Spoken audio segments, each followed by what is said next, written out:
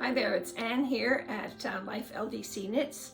This is my video blog about my knitting adventures. Today I'm going to talk to you about my epiphanies about socks, knitting socks. I've never really been a sock knitter. I've talked about in the past having all my sock yarn hand cranked into sock tubes, which I intended to make into socks, and they're still all in a big bag. I've made about, I think, 3 pairs or 4 pairs out of the sock tubes, and I think I got probably 18 sock tubes made up. Anyway, while I love looking at the sock tubes, it hasn't really inspired me to make socks out of them. So when the Rowan sock yarn came out, I decided that was a sign from above that Anne, you needed to knit socks. And I love the book, the collection, and I love the Ilkley pattern. I've showed you them already.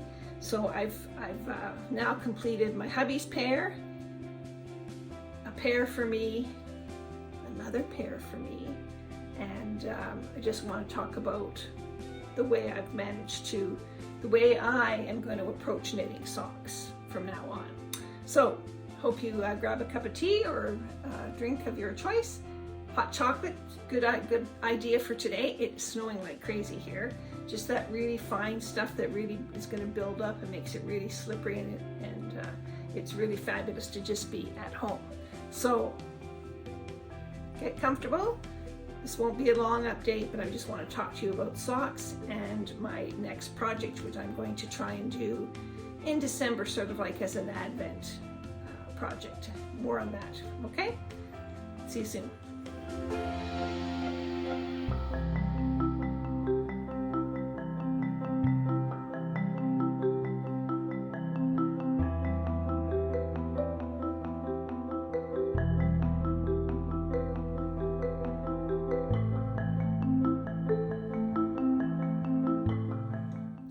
So I'm really happy about these socks, and I've got a couple of little comments that I want to make about how to make your sock knitting easier. Number 1, on this pair, split the ball in half. I started one sock from the outside, and I started from the inside and rolled up another ball, so that I ended up with actually 2 balls. You have to consider these were at one time 2 half balls. These are the leftovers from making my socks. So I started rolling up from the inside, and so that meant that when I started knitting from this rolled up ball, it was going in the same direction as knitting from the outside of the main ball. And I did not try to do this, but just by coincidence, even though the top aren't exactly the same, but boy, look at the matching socks.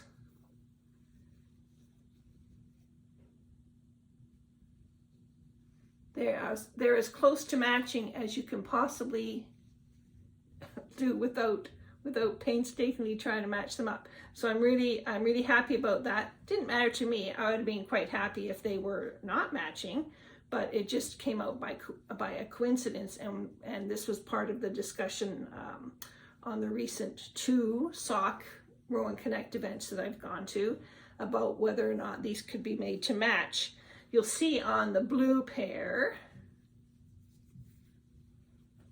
they don't match. Never thought to even try with these, because these were made with the leftover, my hubby's socks. I knit each sock from a separate ball, so I ended up with 2 leftover balls, and then from these leftover balls I've knit my socks, and I still have these leftover bits and pieces. So I'm making a little collection of all my leftovers. We'll play with them when I've played with all the other colors. So split your ball in half, and then you know exactly how much yarn you've got for each sock if you want to, stretch the length of them, or if you want to try and make them match. Splitting, you could pick and choose where you start your second ball. your second sock, have 2 pairs of identical sock needles. Cast them on at the same time, or cast one on and knit the rib, and cast this one on and knit the rib, and then do the body and the leg, and then do the leg. I found that doing that, I was able to finish, like, I'm astounded. I've knit 3 pairs of socks in the last few weeks. It's quite amazing. I'm getting to really quite like sock knitting. Don't worry, it's not gonna take over my life. I still want to knit other things, but I think I'm always going to have a pair of socks on my needles, and I'm going to try and make at least 1 pair of socks a month. That should keep our sock drawers replenished with fresh socks. Another thing that I discovered, and I'm not sure who suggested this, I've been watching an awful lot of the Crazy Sock Lady videos, so maybe it was her, but it might not have been. This is not my invention. But I did see about marking every so many rows with the stitch marker, and I decided 10. Because that way you can easily see how many rows you've done. You don't have to keep counting all the time, because sock stitches are quite tiny, and especially if you've got a darker yarn like this. So I used sock markers to finish off where the leg of the sock was. Then I did the heel flap and the heel gusset shaping. On the last row of that, I put another marker and then started counting down to the toe. And so the thing about this was, this is supposed to ensure that you have socks exactly the same length. It worked for this pair, but for some reason on this pair, and there it is right there, that's only 5 rows, not the prescribed 10 rows. So this pair, one is ever so tinily 5 rows longer than the other one. Do I care? No, I don't care. So it's just going to be one of those little quirks. I'm going to have to make sure that I don't put these socks in the wash at the same time as my hubby's blue socks go in there, because then we'll be, I think I'll be able to tell his, because his are 72 stitch socks. Mine are 64. So 16 stitches on each needle, 18 on his. I prefer the 5 needle, so 4 stitches on 4 needles. Working with the 5th one, that just makes it easier for me. So I did pick up a little hint from Conrad. Remember Conrad? He's one of the original Rowan ambassadors. Conrad, he says that he knits his toes and his heels 1 size smaller than the rest of the sock. I think he actually does his rib too, but I can't do that because I need that space because I have fat calves. But and I don't think actually on this one I did it on the heel, but I did do it on the toes, and it makes the toes really nice and firm compared to even just more than the body knits. I knit these on 2.25s, and I knit these on 2.5s. The actual stitch count, this is 32 stitches to 4 inches. This is 31 stitches to 4 inches. This one came out the proper row gauge, so this is on 2.5 millimeter needles. Just 31 stitches to 4 inches, not 32, but the proper row gauge of 42-43 rounds. This pair were knit on 2.25s. You can feel the difference. You can just feel the difference. The stitch count on this one is correct for the tension, but the row gauge is much tighter. So you're actually using more yarn to complete the same length of sock with the tighter needle. Now, neither have been washed, so I'm going to reassess this whole thing once they've been washed and hung to dry. Yes, it is superwash merino with 25% polyamide, but they, as a good sock yarn, 75% wool, single ply wool at that. Remember we talked about that, nice single ply wool. These do not ever go in the dryer.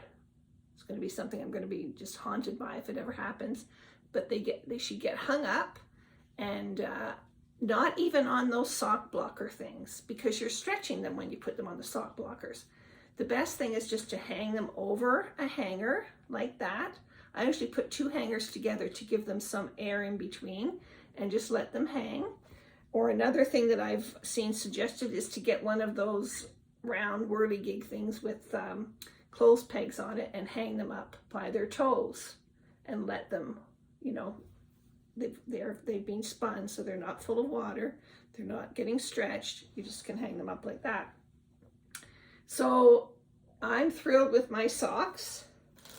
I'm going to do the next pair, and I've been looking at the pattern. I've done 3 of these Ilkleys now, and they are top down, pretty basic sock pattern. But there's another pattern here that is very close to the same sort of idea, and it is called the Kirkstall. And you can see that it's a sock that is fairly plain. It just has a little lace pattern up the front of the foot, and this is knit toe up. So to do it toe up, you start with well, it's sort of the Turkish cast on method, and they say you can do it with double pointed needles, but I think it's much simpler to do them with circular needles. So I bought 2.5 and 2.25 32-inch circular needles to start my my new adventure. I'm going to knit 2 pairs of these, one on 2.5s and one on 2.25s, just to see how they work out. So they are my next 2 sock projects coming up. So I think that's it for socks. Are you knitting socks? Have I, you know, have you been inspired with the winter coming to knit socks? Socks, anyone? I just love this color. My next pair are going to be in this color. I just love this color. Gorgeous. And don't forget, I'm collecting all my little spare pieces. So won't that be nice to add in there? Okay. What's coming up next on the blog?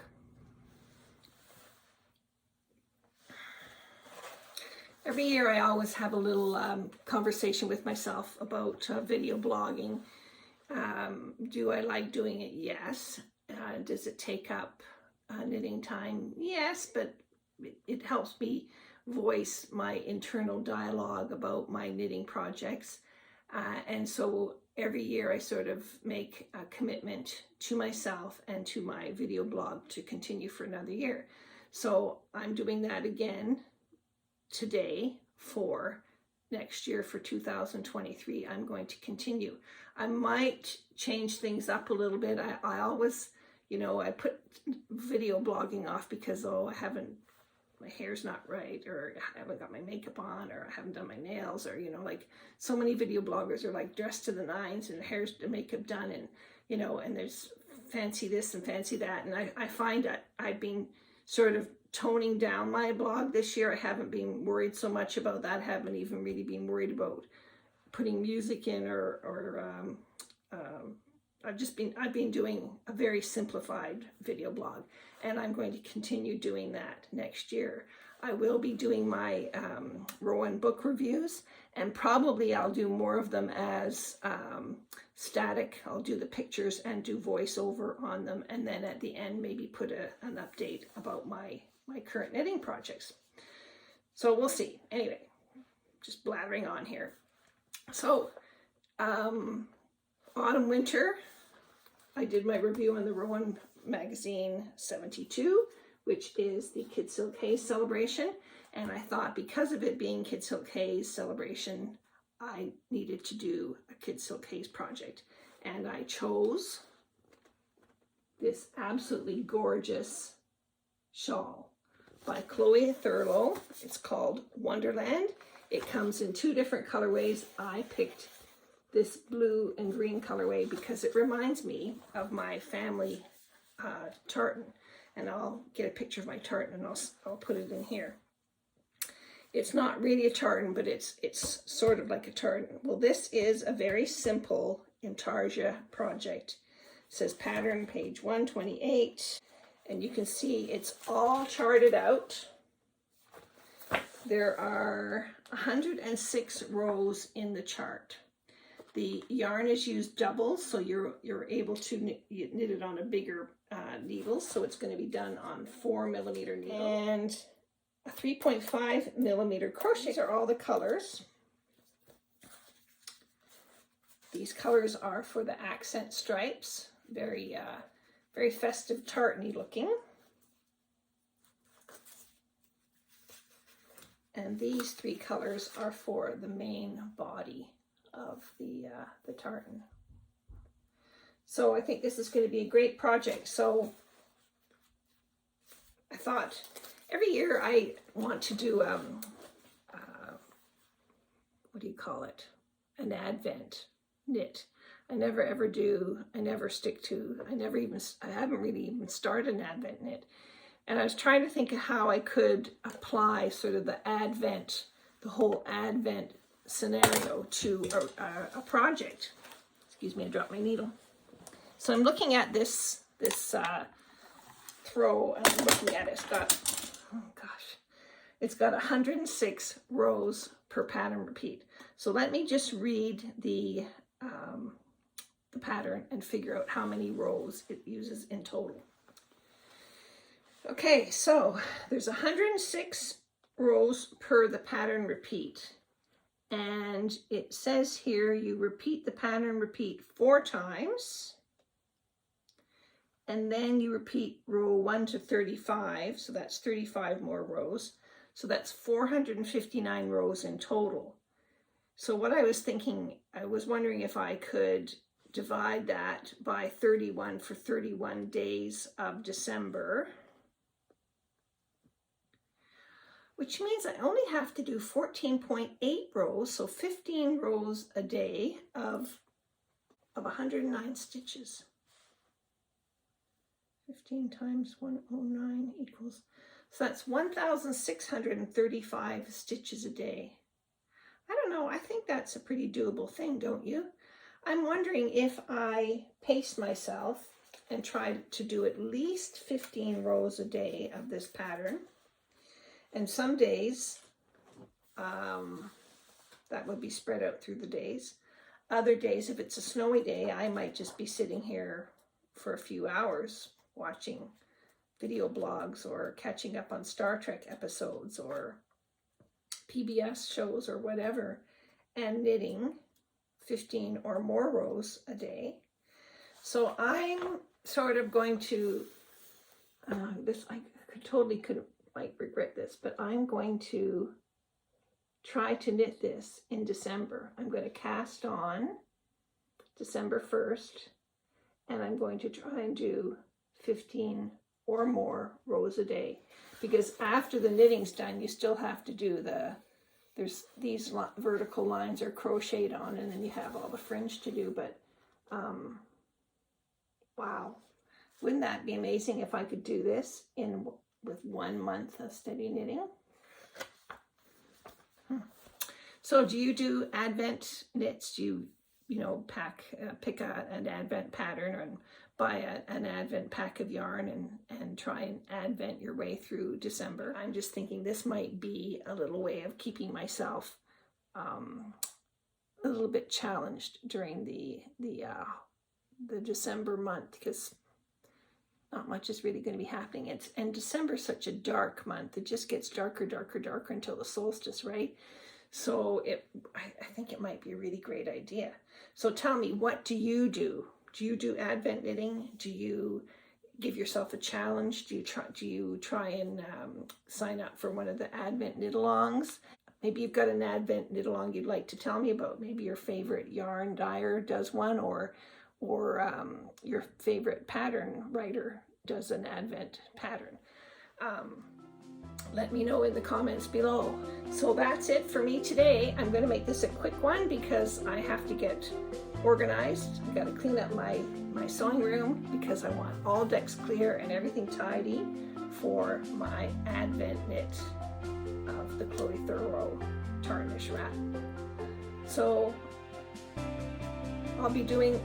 what I'll do is I'll maybe do weekly updates during December and let you know what's going on. Maybe I'll review a book and do an update. If I can keep up with my schedule and have the time to do a review, an update, and upload it and everything. Okay, so, but I'm sure I'll talk to you before the holidays. Yeah, for sure. Okay, take care everybody. Until next time.